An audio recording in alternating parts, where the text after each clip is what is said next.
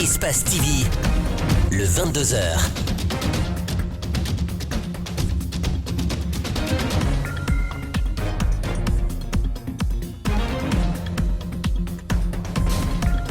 Merci, mesdames et messieurs, de nous préférer sur Espace TV. Bienvenue dans le 22h. Donc voici les principaux titres. Avez-vous déjà pris votre vaccin contre le coronavirus? En dépit de la multiplication des sites de vaccination dans la capitale, les sceptiques foisonnent. Des spécialistes imputent cela à l'absence d'une bonne stratégie de communication et de sensibilisation. On en parle dans un instant. Les examens nationaux, c'est pour bientôt. Alors, question, où en sommes-nous dans les préparatifs sur le terrain? Les problèmes persistent encore. Au compte donc de la rubrique Notre angle de ce soir, nous irons de nouveau à Cancan, où le couturier déplore la faible affluence de la clientèle dans les ateliers, contrairement aux années précédentes. La cherté des prix sur le marché est passée par là. Ces titres et bien d'autres seront développés juste après ça.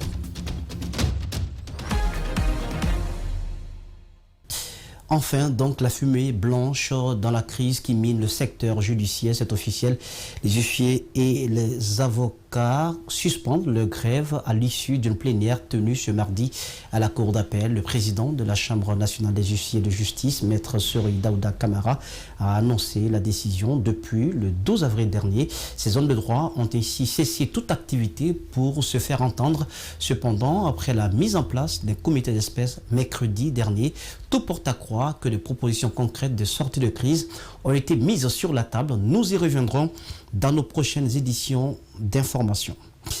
Comme à l'accoutumée, les veilles de fête riment avec des flambées du prix des produits de première nécessité sur le marché. Des citoyens ne savent plus où donner de la tête. Au marché de Matoto, par exemple, un kilo de viande se négocie à 65 000 francs guinéens et un poulet à 70 000. Une situation que déplorent les fidèles musulmans. Marissa Camara, Abaka Kekebangoura.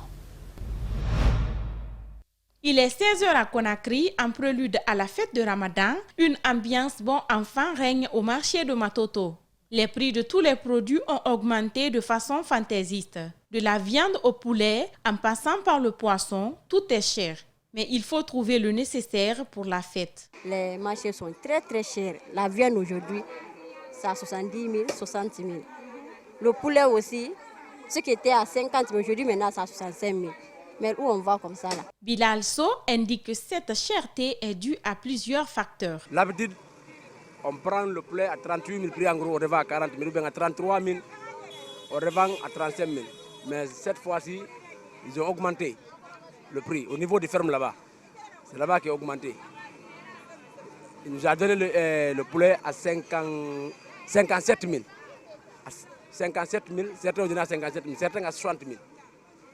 Bon, on a pris à 60 000, on revend à 65 000. Malgré cette affluence, certaines vendeuses pointent du doigt un manque criard de la clientèle. Voici mes marchandises. Depuis que je suis sortie aujourd'hui, je n'ai reçu aucun client, mais je garde espoir. Hier aussi, c'était comme ça. Mais vers la fin, j'avais eu des clients. En dépit de la Covid-19, la conjoncture économique vient encore rendre plus difficile le quotidien du citoyen guinéen.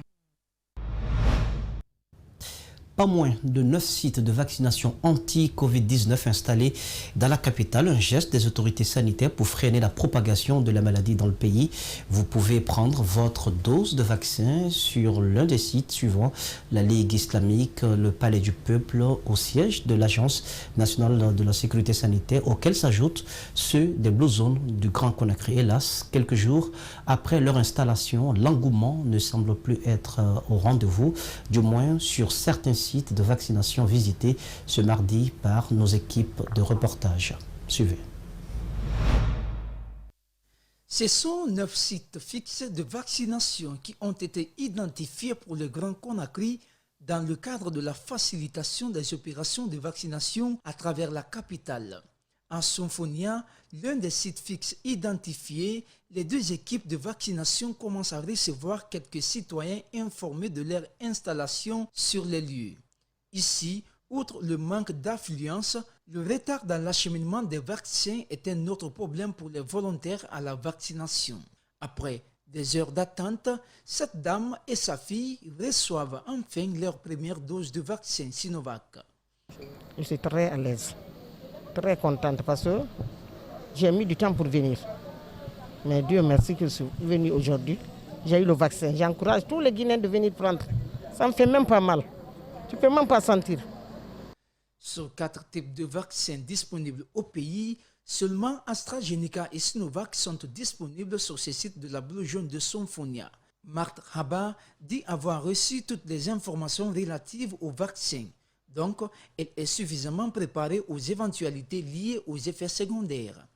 Les effets secondaires, en fait, la vaccination étant déjà le corps vivant atténué, c'est un corps étranger qu'on va injecter dans ton corps. De toute façon, il peut y avoir des effets secondaires par rapport à ça, à savoir la fièvre, les myalgies, les céphalées. Après la Blue Jaune de Sonfonia, direction le stade général Lansana Conté de Nongo.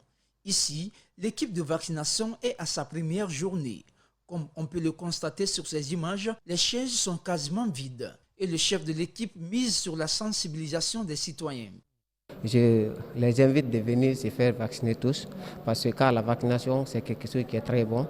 Non seulement quand vous vous vaccinez, ça vous permet ici d'éviter de contracter la maladie de forme grave, le Covid de forme grave. Sur 3 sites fixes visités ce matin, seulement 2 sont opérationnels.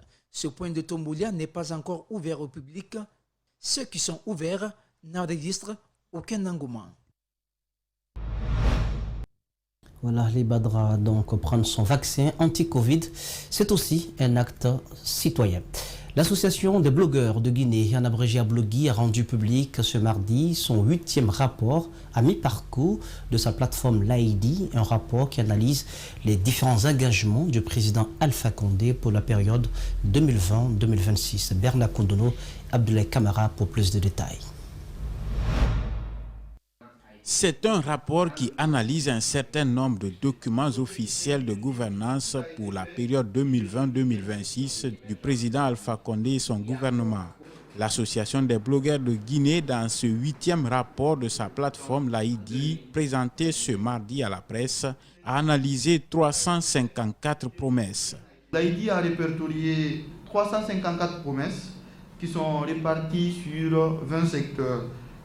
Mais à cause du caractère vague et imprécis de certaines de ces promesses-là, l'AID pour le moment ne va suivre que 263 sur les 354 promesses répertoriées. Ce n'est pas seulement qu'une compilation des promesses que nous avons faites, nous avons essayé d'analyser ces documents-là pour essayer un peu de ressortir un ensemble d'éléments que je vais mettre à votre disposition. Les promesses issues du programme de gouvernance 2020-2026, la déclaration de politique générale du Premier ministre, des médias et cette fois-ci le discours de gouverner autrement du président Alpha Condé sont les points essentiels qui ont conduit à cette enquête. C'est principalement des promesses qui sont liées à des réformes. Certaines ont été entamées depuis le mandat précédent du président de la République. D'autres sont des nouvelles promesses, mais c'est principalement, par exemple, la promesse de continuer donc la digitalisation des procédures fiscales et douanières. L'autre chose, c'est le secteur de l'éducation nationale. La plateforme l'AID est une initiative des jeunes blogueurs avec pour objectif de permettre aux citoyens de se doter d'un outil d'évaluation objective et impartiale des actions du chef de l'État sur des bases des engagements pris en période électorale. De Sékou Touré à nos jours, aucun gouvernement n'est parvenu à freiner complètement les zones d'extraction clandestine d'or en Haute-Guinée. Même Alpha Condé n'y arrivera pas. Ce sont les mots du chef de file de l'opposition guinéenne suite au drame survenu dans les mines d'or à Tatakourou. Mamadou Sylla conseille plutôt au gouvernement de veiller à la sécurité de ces zones et des personnes qui viennent les exploiter au lieu de préserver. André Mossier Milimono. Il a d'abord exprimé toute sa compassion suite au drame de Tatakourou qui a entraîné la mort de 15 personnes.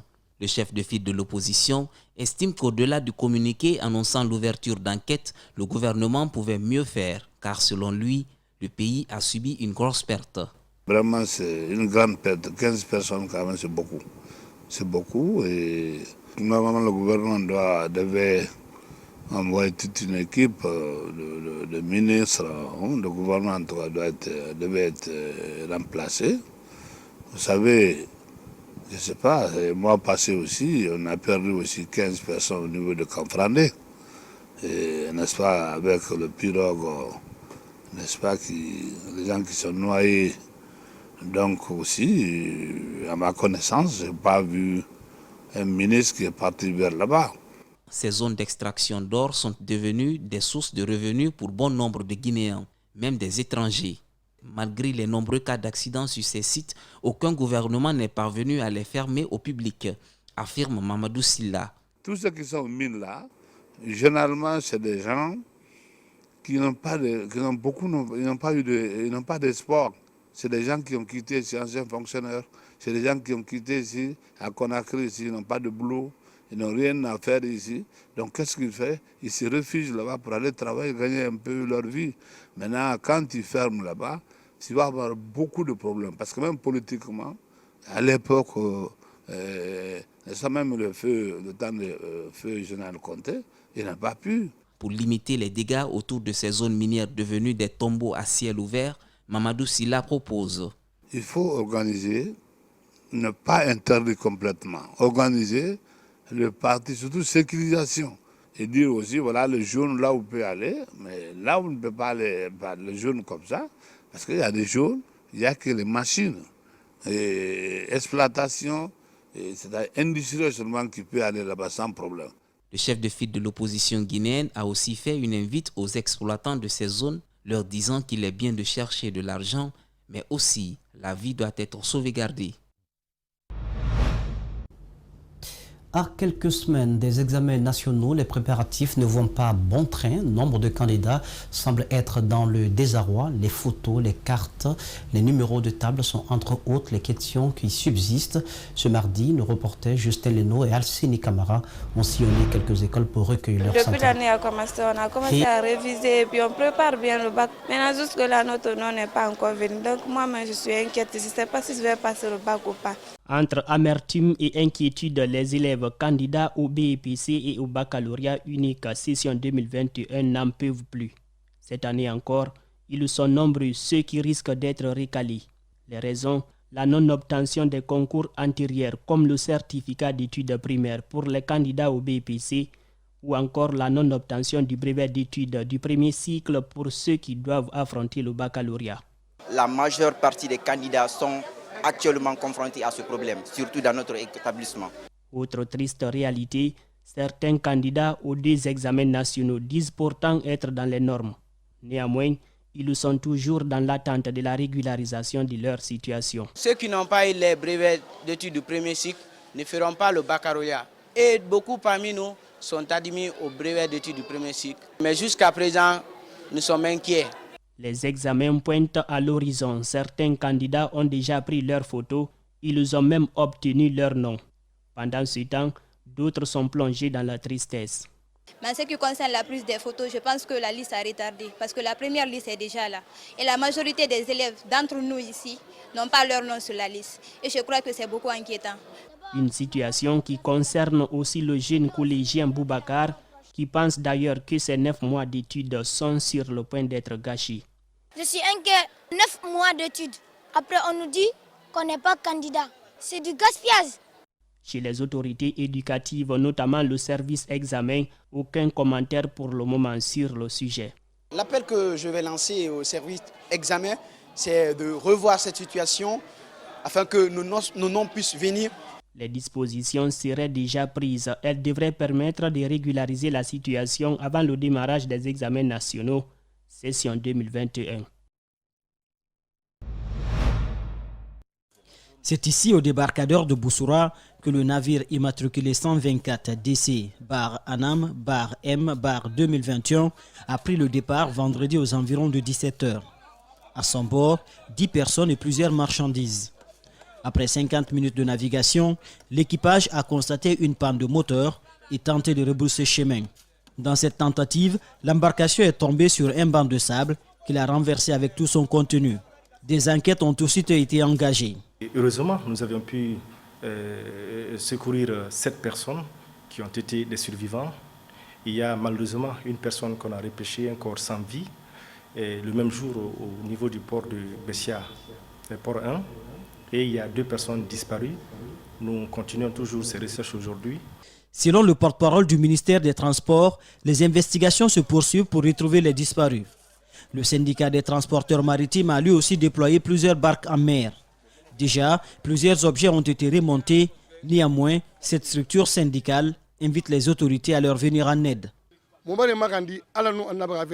Nous avons besoin de moyens financiers et nous sollicitons de l'aide auprès du ministère des Transports à travers l'ANAM.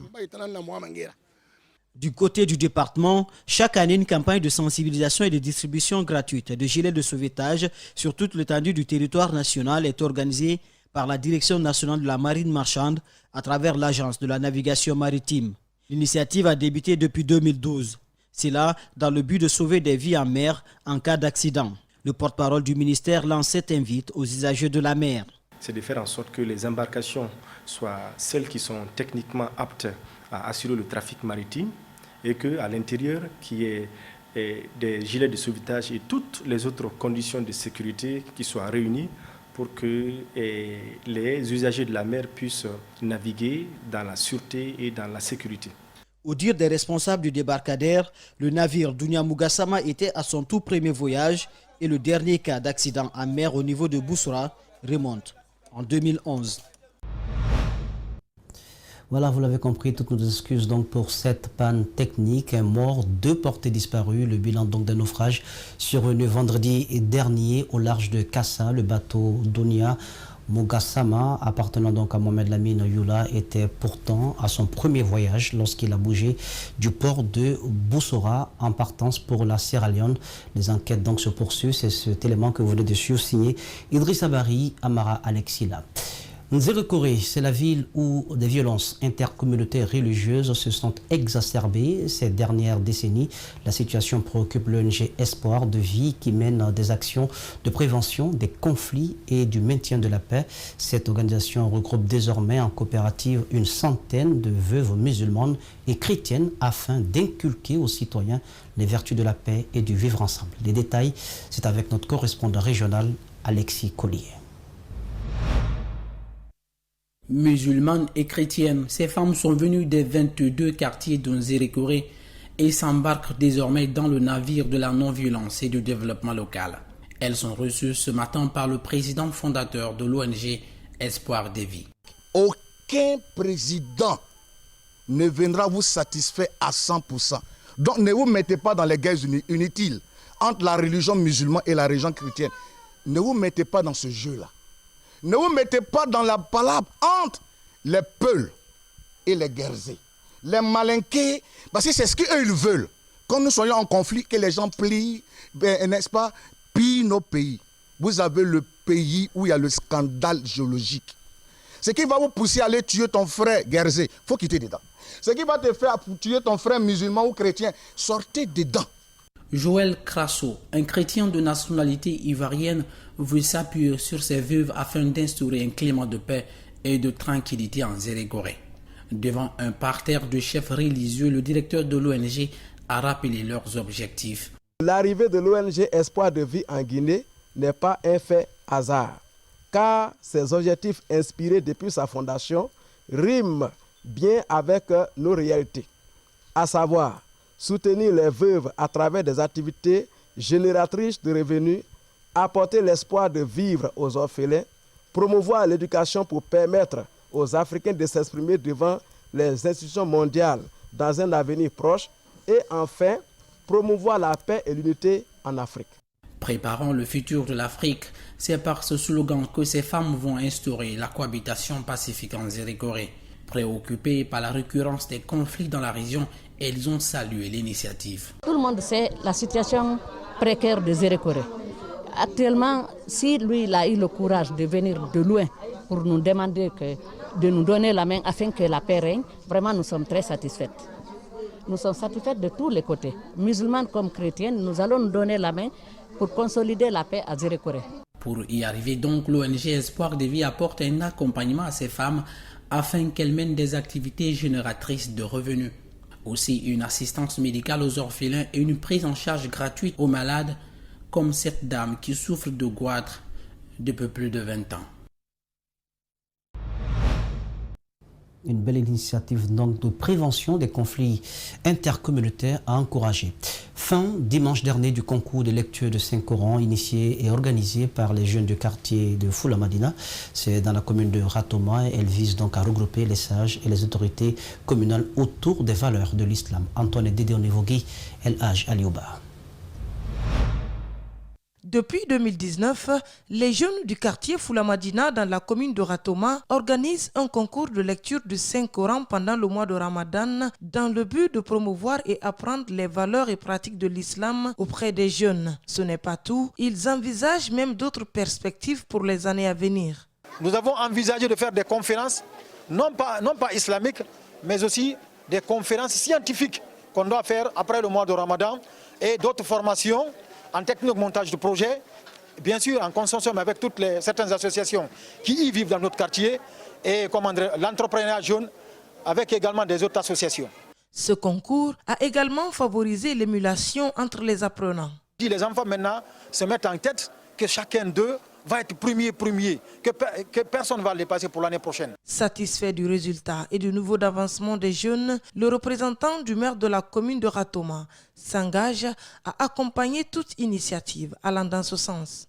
Donc au nom du maire de la commune de Ratoma, j'encourage les différents maîtres, les organisateurs de ce concours à persévérer et que la commune sera toujours là pour les accompagner parce qu'une jeunesse bien éduquée garantit l'avenir du pays, garantit le développement du pays. Chaque lauréat a reçu un lot contenant des tapis de prière, le Saint-Coran et une enveloppe symbolique. Parlons sport. Abdul Karim Bangoura, AKB, désapprouve le compromis de Sékou-Touré et maintient sa candidature dans un programme décliné sur 6 axes. Il vise à qualifier le football guinéen. L'ancien joueur du Sili national estime être le candidat idéal pour sortir le football guinéen de sa léthargie. C'est un reportage de Mohamed Sissé et d'Abdoulaye Kamara rendu par Paul Fatia Tunkara. À quelques jours du congrès électif de la FEGIFOOT, la campagne de séduction des membres statutaires est déjà lancée. C'est le cas de l'ancien sociétaire du Sili national de Guinée, Abdul Karim Bangoura, dont le slogan est « Confier le football aux footballeurs ». Il entend améliorer la gouvernance du football guinéen une fois élu à la FEGIFOOT. Bon, il y a le renforcement des capacités de notre administration, le renforcement des capacités des acteurs de football. Il y a le football féminin. Et aussi, il y aura le football à la base. Parce que qui parle formation, bien formé, quand quelqu'un est bien formé, c'est qu'à la base, déjà, il y a eu un acquis. Et aussi, on aura des infrastructures. L'ancien conseiller spécial du président sortant maintient sa candidature, malgré le protocole de Sékou-Touré qui plaide pour une candidature unique. AKB revendique une belle carte de visite qui milite en sa faveur pour briguer la présidence de la FEGIFOOT. Ma carrière de joueur, d'agent de joueur, d'administrateur de football jusqu'à maintenant, pas un seul jour je suis sorti du football. Donc ma connaissance et mes relations me permettent de ratisser large pour gagner cette élection. Ils sont 4 candidats engagés dans la course à la présidence de la FEGIFOOT. KPC, Chérif Suleiman, Aboubakar Touré et AKB. L'ancien capitaine du Sili national s'imagine être dans un terrain de football où il lance des tacles à ses challengers. Bon, il y a KCP, c'est un businessman qui a bien réussi dans le BTP. Et ça, je le respecte pour ça. Mais malheureusement, quand on parle football, on sent de suite que c'est quelqu'un qui n'est pas à l'aise dans ce milieu. Pour moi, on est en train de lui faire jouer un rôle. Et l'avenir nous dira que quand ce moment-là va arriver, lui-même il vous dira que franchement, c'était pas son milieu. A rappeler que le congrès électif de la Fédération guinéenne de football est prévu pour le 18 mai prochain à Conakry. Notre angle de la rédaction à présent. Contrairement aux années précédentes, la clientèle se fait rare dans les ateliers de couture du côté de Kankan, ce à quelques heures de la fin du mois de Ramadan, une situation que dénoncent les citoyens de la cité de Nabaya qui accusent la cherté de la vie. Alpha Oumar Koïta, notre correspondant régional, s'est intéressé à ce sujet pour vous au compte de la rubrique Notre angle de la rédaction.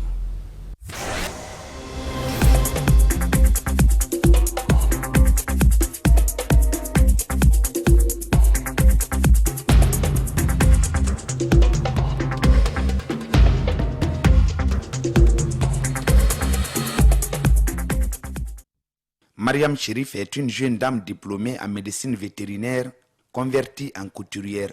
Elle se plaint non seulement de la cherté des prix du matériel sur le marché, mais aussi de la rareté de la clientèle dans son atelier en cette veille de la fête de Ramadan. Cette année, le clientèle n'est pas comme ça. Bon, les matériels sont chers. Maintenant, nos clients qui viennent pleurent tellement, ils disent qu'il n'y a pas d'argent, il n'y a pas d'argent. Maintenant, on est obligé de rabaisser le prix du couture. Même si on cousait à 100 000 francs, cette année on est coût à 60 000, 70 000 francs. Mais les habits qu'on coûte aussi, c'est que les habits des enfants et des fillettes aussi. L'augmentation du prix des loyers en est toute autre difficulté évoquée par cette jeune dame maîtresse. La télé qu'on payait à 200 000 francs, maintenant là, ça c'est à 500 000. Donc vraiment ça nous a beaucoup fatigués aussi, surtout le casse. À chaque fin de mois de payer 500 000, voici le clientèle n'est pas, donc c'est vraiment cher. On est fatigué. C'est le même son de cloche chez Kaningbe Chérif qui lance une invite à l'endroit du gouvernement. Le marché est cher et les clients qui viennent se plaignent qu'ils n'ont pas d'argent. Ils nous discutent jusqu'à ce que nous-mêmes qui travaillons, après le travail, on n'a rien. On est là seulement en train de travailler pour les clients. Si le gouvernement pouvait nous aider. Dans tous les ateliers qu'on a sillonnés, Guinab Konaté est l'une des rares clientes qu'on a pu rencontrer. Elle nous parle à son tour de la cherté de la vie et en appelle à la clémence de l'État guinéen. Les habits sont beaucoup chers sur le marché. En tant que parents, mais on n'a pas le choix. Sur tous les plans, tout est cher. Ce n'est pas seulement que les habits. Les maris ne travaillent pas. Les enfants sont beaucoup, on a la charge des enfants. C'est nous, on se débrouille. La femme guinéenne souffre en tout cas. Donc l'État n'a qu'à regarder la femme, il ne faut pas y regarder les hommes. Il n'a qu'à nous aider à cause des enfants. Avant de nous quitter, cette triste nouvelle, vous l'avez appris, Mamadou Diallo, connu sous le nom de Mohamed, a rendu l'âme ce mardi à 6 h à l'hôpital de l'amitié sino-guinéenne de Kipé. Il est le fils du doyen Diallo Suleiman, administrateur général du groupe Lance. Mohamed, qui occupait les fonctions d'administrateur général adjoint du dit groupe, est décédé des suites d'une courte maladie. Son enterrement s'est tenu donc ce mardi après la prière de 16h30 au cimetière de Soloprimo. Il laisse derrière lui une veuve et 2 enfants. Le groupe Adafo Média, au nom de son PDG, présente ses sincères condoléances au groupe de presse Lynx FM. Voilà, donc c'est sur cette note de tristesse que nous nous quittons au compte de cette édition d'information. Merci de votre aimable attention. Excellent sur le programme sur Espace TV, la télé de notre planète. Bonsoir.